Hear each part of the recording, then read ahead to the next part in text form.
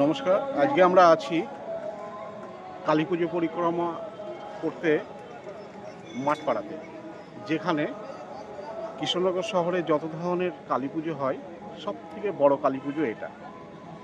মানে হাইটে, প্রচণ্ড হাইট। আপনি এখানে না আসলে আপনি বুঝতে পারবেন না যে মায়ের কতটা ওই যে ভেতর ভেতর দিকে চলো। হ্যাঁ। বলতে বলতে ভেতর দিকে তা চলো।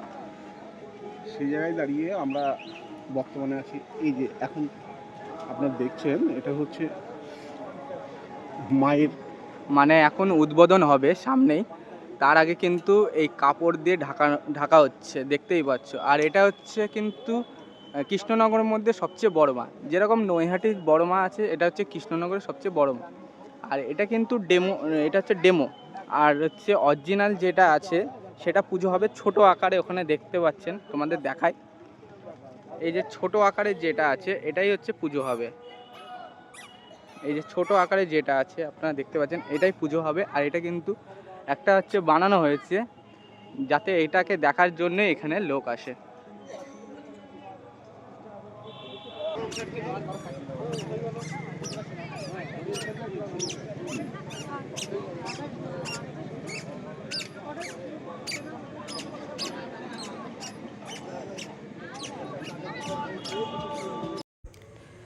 বর্তমানে আমরা দাঁড়িয়ে আছি কৃষ্ণনগরের সবথেকে বড় কালী মাতা, অর্থাৎ বড় মা। কৃষ্ণনগরে বড় মা, হ্যাঁ আপনি ঠিকই শুনছেন, এটা কৃষ্ণনগরে বড় মা।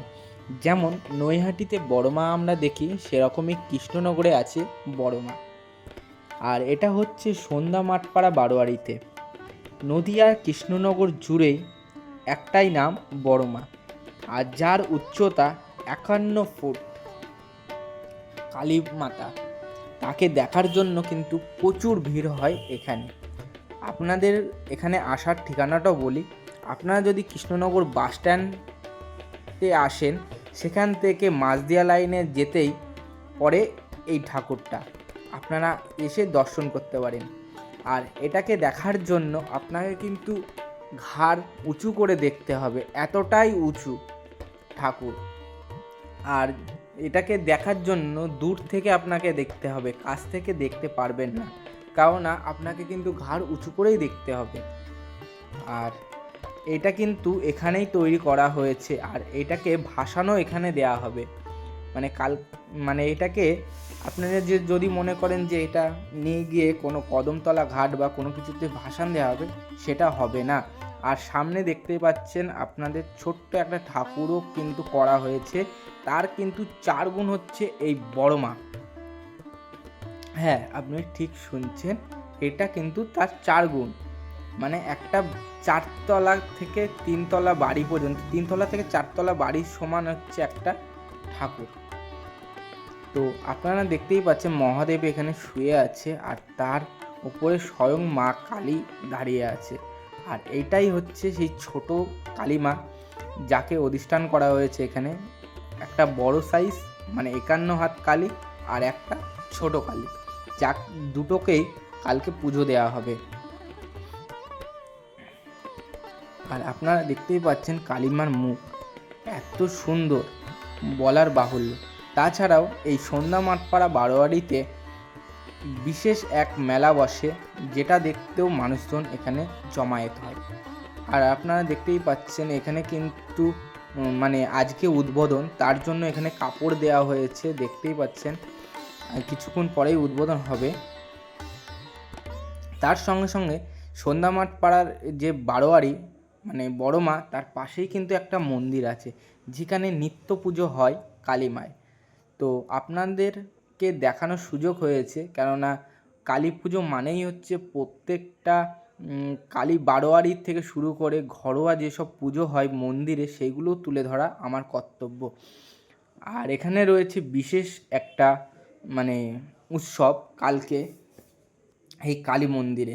তার সঙ্গে সঙ্গে আর একটা কালী মন্দিরও আপনাকে দেখাচ্ছে, যেখানে নিত্য পুজো হয়। এই যে সামনে দেখতে পাচ্ছেন, এই কালী মন্দিরেও কিন্তু বিশেষভাবে লাইট সজ্জা থেকে শুরু করে বিভিন্ন কিন্তু সাজসজ্জা করিয়ে রেখেছে কালীমাকে কালকের বিশেষ পুজোর জন্য। আর এটা অমাবস্যার রাত, মানে কালকেই অমাবস্যার রাত, সেই অমাবস্যাতেই কিন্তু পুজো হবে, আর রাত্রিবেলায় এখানে পুজো হয়। আপনাদেরকে দেখাচ্ছি এবং সামনে থেকেও আপনাদেরকে দেখাবো। এবারে আপনাদের সামনে থেকে দেখাই এই মন্দিরের কালীমা, যিনি অধিষ্ঠান করছে এই মন্দিরে। এবং দেখতেই পাচ্ছেন কতটা সুন্দর এই কালী মাতা, যার নিত্য পুজো হয় এই মন্দিরে। এখন যে বারোয়ারিটায় আমরা আছি সেখানে কিন্তু ভালো একটি থিম হয়েছে, সামনে কিন্তু কীর্তন হচ্ছিল। আর চলুন এবারে ভেতরের দিকে যাওয়া যাক এবং মাকে আপনাদের দেখাই। তো এখন ঢুকে পড়েছি ক্লাবের ভেতরে, মানে বারোয়ারির ভেতরে বলা চলে, ক্লাবের ভেতরেও বলা চলে, ঢুকে পড়েছি। তো এখানে কিন্তু এখনও কমপ্লিট হয়নি কালীমা, কেবল চোখ আঁকা হয়েছে কালীমায়ের এবং সাজ করানো হচ্ছে। এবারে চুল বিছুলি দিয়েও বাঁধা হচ্ছে, দেখতেই পাচ্ছেন শিল্পী কিন্তু করছে। দেখতে দেখতে আরেকটা বারোয়ারিতে যাচ্ছি। এবারটা লাইটিং সজ্জা আপনারা দেখতেই পাচ্ছেন, খুব সুন্দর। চলুন ভেতরে গিয়ে দেখায় আপনাদেরকে এই কালীমাকে। এখন আছি সন্ধ্যা রামনগর বারোয়ারিতে, যেখানে আপনাদেরকে দেখাবো এখানকার মা কালীকে। তো দেখতেই পাচ্ছেন সামনে স্বয়ং মা কালী এখানে বিরাজমান। তো চলুন এবার কাছ থেকে আপনাদেরকে দেখায় মা কালীকে।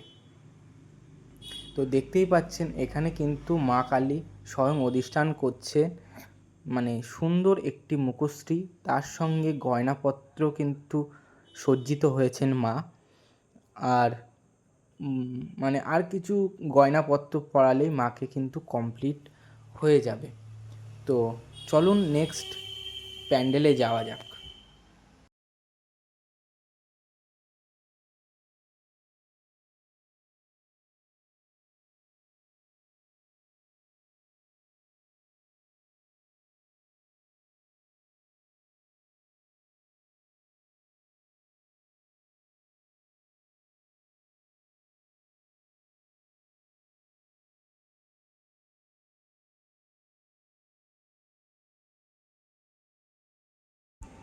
এখন চলে এসেছি রাধানগর বারোয়ারির কাছাকাছি আমবাগানের কাছে, যেখানে কালী পুজো হয় এবং এখানেও কিন্তু নাম সংকীর্তন হচ্ছিল কালী পুজো উপলক্ষে। তো আপনারা একটু দেখুন। তাছাড়াও মা কালী দেখুন এখানে চণ্ডী মাতা রূপে পূজিত হন। আর এখানে হচ্ছে কালী মাতার একটা বৈশিষ্ট্য আছে, তিনি কিন্তু মুকুট পরেন, এটা কিন্তু এখানকার বৈশিষ্ট্য। এখন চলে এসেছি চৌরাস্তা মোড়ের ঠিক কাছে একটি কালী মাকে দর্শন করতে, যেখানে মা স্বয়ং চণ্ডী রূপে পূজিত হন। তো এখানে হচ্ছে বৈশিষ্ট্য হচ্ছে মায়ের পেছনে কিন্তু দেখতেই পাচ্ছেন চাঁদ আকৃতি, সঙ্গে কিন্তু মুন্ডমালায় সজ্জিত এবং রণচণ্ডী রূপে দেখা যাচ্ছে মাকে। মায়ের কিন্তু কাজ সম্পূর্ণ হয়েছে, মানে চুল থেকে শুরু করে গয়নাপত্র সমস্ত কিছু মা সজ্জিত, এবং মুখটা দেখেছেন, মানে খুব সুন্দর লাগছে মাকে। এবারে পেছনে কিন্তু ছাতা বাঁধার কিন্তু একটা কাজ চলছিল এখানে। তার সঙ্গে সঙ্গে এই যে দেখতে পাচ্ছেন মায়ের গলায় যে মুন্ডমালা আছে, সেগুলোতেও কিন্তু লাইটিং সিস্টেম থাকবে এই কালীমাতে। তো এখানকার যারা আছে তারাও বলছিল এখানে একটু দাঁড়াও, লাইটিং হবে। তো এখন চলে যাচ্ছি আস্তে আস্তে তোমার ক্লাব সেবক সংঘের মাঠে, মানে বারোয়ারিতে। চলো, এটা কিন্তু রাজবাড়ির কিন্তু রোড। এখন দেখতেই পাচ্ছ লাইটিং দিয়েছে সেবক সংঘ থেকে। তো আমরা কিন্তু বা সাইড দিয়ে চলে যাব। চলো দেখা হচ্ছে প্যান্ডেলে গিয়ে। এখন চলে এসেছি সেবক সংঘের ক্লাবে, যেখানে এবছরের কিন্তু প্যান্ডেল খুব সুন্দর আমার কাছে লেগেছে। যেটা তৈরি হয়েছে বাঁশের যে চটাই মানে শীষ করে যেটা থাকে সে বাঁশের চটাই দিয়ে করেছে। তার সঙ্গে পিভিসি নামক একটা বোর্ড পাওয়া যায়, সেই বোর্ডটা কেটে কেটে নকশা তৈরি করা হয়েছে এখানে, এবং ভেতরেও শোলা দিয়ে করেছে। এখানে দেখতে পাচ্ছ এক কালিমা, তিনি যাচ্ছেন কোনো এক ক্লাবে প্রতিষ্ঠিত হতে। তো এবারটা যেটা বলছিলাম, খুব সুন্দর কিন্তু প্যান্ডেল আপনাদের দেখানোর চেষ্টা করছি। আর যদি কৃষ্ণনগরে আসেন কালী পুজোয়, এই প্যান্ডেলটা দেখতে ভুলবেন না। কৃষ্ণনগর রাজবাড়ি তার সামনেই কিন্তু হয় এই প্যান্ডেলটা। আর সামনে দেখতেই পাচ্ছেন দুখানা হাতি দুই সাইডে করা আছে, তার সঙ্গে সঙ্গে এই প্যান্ডেলটা কিন্তু বাঁশের চটা দিয়ে করা। আগেই বলছি, বাঁশের সরু সরু যে শীষ করা হয়, মানে ঝুড়ি যেরকম বানানোর জন্য, সেইগুলো দিয়েই তৈরি করা। কারুকার্য যদি দেখতে হয় কৃষ্ণনগর শহরে, রাজবাড়ির পাশে সেবক সঙ্গে আসতেই হবে। প্রত্যেকটা কারুকার্য এত সুন্দর, মানে কি বলবো, একদম বাঁশ মানে দিয়ে তৈরি। নিখুঁত ভাবে। যদি শিল্পী তার হাতের ছোঁয়া দেখতে হয়, সেবক সঙ্গে আসতেই হবে আপনাদের। মানে কি বলবো,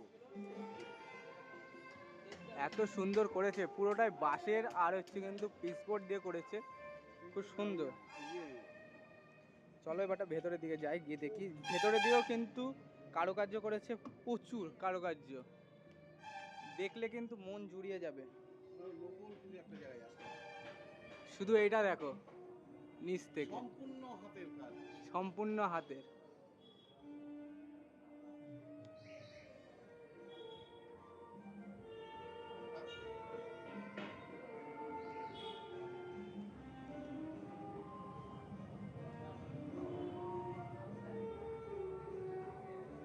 কৃষ্ণনগর শহরে এক প্রান্ত থেকে এক প্রান্ত ছুটে চলেছি এই মায়ের বিভিন্ন প্যান্ডেল এবং মায়ের মূর্তি দেখার জন্যে।